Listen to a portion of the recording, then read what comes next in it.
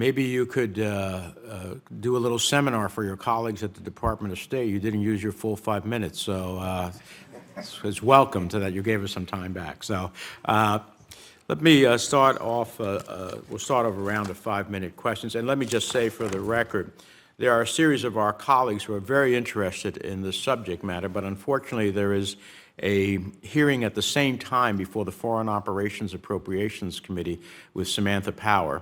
And so both the chairman, Senator Coons, and Senators Shaheen Murphy and Schatz have all of their members there.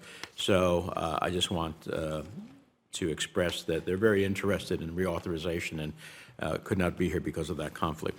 Ambassador, our respective staffs have engaged as we work towards reauthorization. I understand your office has provided data related to the earmarks on care and treatment and orphans and vulnerable children that already currently reside in the PEPFAR statute. Can you say with 100% certainty that in the next 5 years you will not need to pursue a waiver for earmarks currently in law through the appropriations process? And if you're not 100% sure, what steps do we need to take through the reauthorization process to ensure you have the tools and the flexibility that you need? Thank you. Thank you, Mr. Chairman. I'm absolutely certain that in 5 years will not be any additional authority. The current authority that we have has enabled us to get this far, and we believe. Is your microphone on? I'm sorry. Oh, excuse me. Yeah. Mr. Chairman, I can absolutely state that we do not need any additional authority. The current authority that we have will enable us to continue to respond appropriately as we've done over the last 20 years. Okay. So can I have your commitment that our staffs can meet within the next week to discuss further the data that you provided to the committee, which has led to the conclusion that earmarks won't need to be adjusted before 2028? We would certainly continue to work with your staff as we've done previously, Mr. Chairman. Now, one of the issues your office has identified as a challenge to ending AIDS by 2030 is that PEPFAR needs to reach the vulnerable 24 to 35-year-old cohort. Young women and adolescent girls in sub-Saharan Africa remain disproportionately vulnerable to infection. If we do not break that cycle, I fear that the decline in new infection rates will continue to slow and may stagnate, preventing countries from reaching epidemic control. The DREAMS program, Determined, Resilient, Empowered, AIDS-Free, Mentored, and Safe, targets young women ages 15 to 24 and has proven quite effective in providing young women with the tools to prevent infection. So my question is, how are you reaching women aged 24 to 35 with targeted interventions to reduce their vulnerability? What about men in that age cohort? Thank you, Mr. Chairman. As you rightly said, that the age group 24 to 35 is extremely concerning, especially adolescent girls and young women.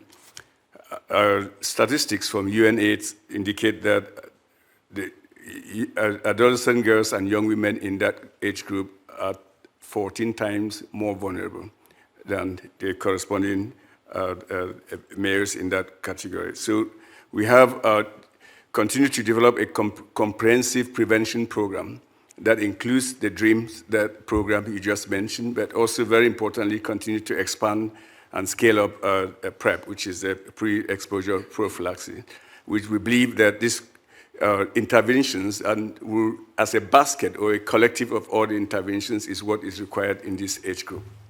Mm-hmm.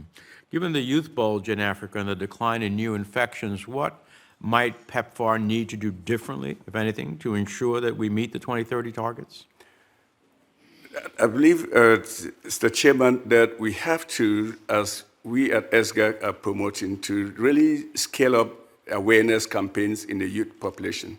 If you recall, as we've all said in this session, that 20 years ago, the young people that we are seeing now didn't see the ugly face of HIV/AIDS across the board, regardless of whether they're males or females. Now we see that young age are sexually active, And we need to create a movement, an initiative that will create awareness and make sure that this young age understands that HIV/AIDS is not over. That the fact that they are not seeing it every day, they don't see people lying in hospitals beds, means that it's over. It's far from over. Finally, at the International AIDS Conference in 2022, participants launched a new global alliance to end AIDS in children by 2030. 12 African countries committed to integrate pediatric treatment into their national HIV/AIDS plans in the wake of the conference, a laudable goal given that 52% of HIV-positive children worldwide aged 0 to 14 years were on treatment compared to 76% of HIV-positive adults. Children account for 15% of all AIDS-related deaths, despite making up 4% of total HIV-positive cases. What are the obstacles to reaching children with treatment, and how do you plan to address them? And how are you, as the Global AIDS Coordinator, working with African leaders to support them in honoring their commitments, including ending AIDS in children by 2030? Thank you, Mr. Chairman.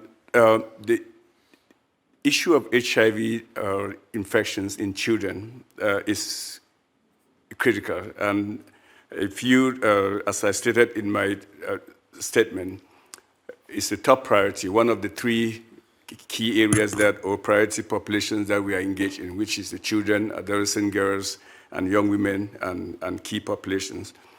PEPFAR is completely committed and aligned with UNAIDS and Global Fund in the alliance you just mentioned. After the AIDS conference in Montreal, an initiative was launched in Tanzania just recently in February, where we are all committed to ending, to fighting HIV/AIDS in children. There are several obstacles that age group, that particular population segment faces. Ability to access diagnostics, point-of-care diagnostics, finding those children in communities, and issues of stigmatization. So we'd have to work collectively with the partner countries, with our Global Fund colleagues, and UNAIDS, of course, with WHO, to continue to advance that. But it's a critical priority, an area of inequities that a new strategy highlights clearly.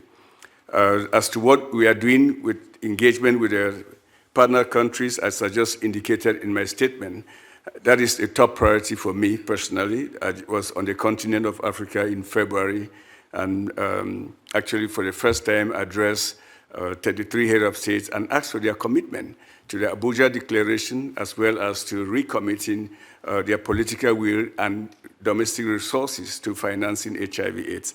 A special summit is planned for October this year, and we are working with UNAIDS and, of course, the African Union to host that summit, which will focus uniquely on a roadmap to get into 2030, what political commitment, domestic financing, and programming are required to partner with us to get us there. We look forward to that conference. Senator Risch.